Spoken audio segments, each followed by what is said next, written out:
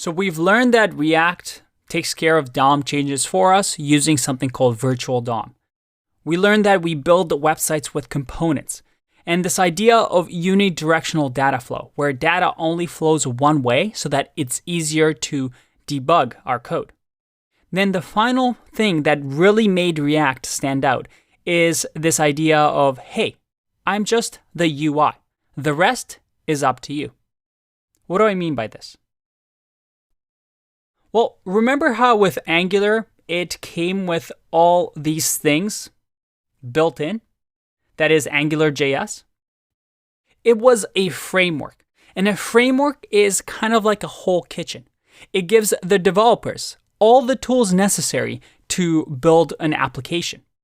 So if you're a cook in a kitchen, well, you get the oven, you get the knives, you get the drawers, you get the pots and the pans, you have the stove, you have everything for you, and this is how you cook, or this is how you build a website.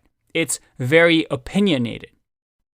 On the other hand, React said, hey, I only care about this whole idea of components and virtual DOM, and I only am going to work with the view, the user interface. Everything else that you need, well, you can just use other modules, other libraries, and mix and match and have whatever you want customized to your need.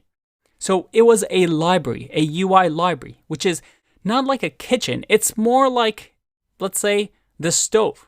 They gave you the stove to cook your soup on, but everything else, like knife, cutting board, spoon, well, you can pick whichever one you want. It's up to you what you use to build that soup. All we give you is this oven. And the key idea was that because it was so small, you can learn once and write anywhere. What does that mean? Well, React doesn't make assumptions about what technology stack you use.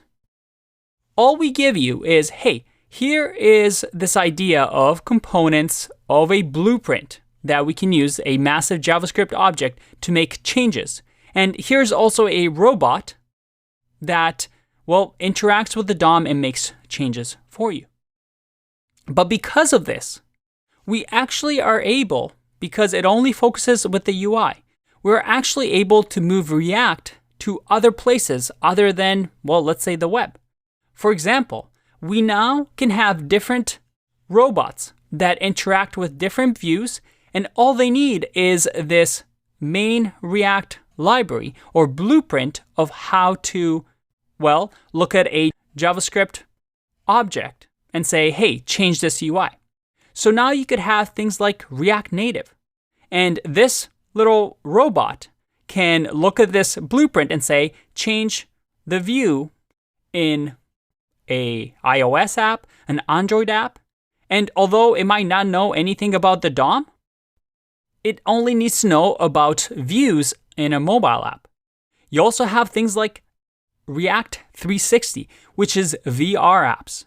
And again, using this blueprint of React, I can use it for VR apps, and this little robot or library can focus on VR. We also have things like Electron and React Desktop that allows us to build desktop applications, and they interact with Windows and Mac OS and Linux operating systems. We even have things like React Blessed that work with the terminal and the command prompt. And because of this, React was able to use this concept and have developers that originally just wrote for websites on the browser to now use the same idea and the same principles and the same JavaScript code to build desktop applications, to build VR applications, to build mobile applications. And this idea of cross-platform really took off with React. And you'll notice when we start building our projects that we actually import two libraries in React. The core React library, which is this little robot, and the React DOM library, which is this specific robot that only knows how to interact with the DOM or the web browser.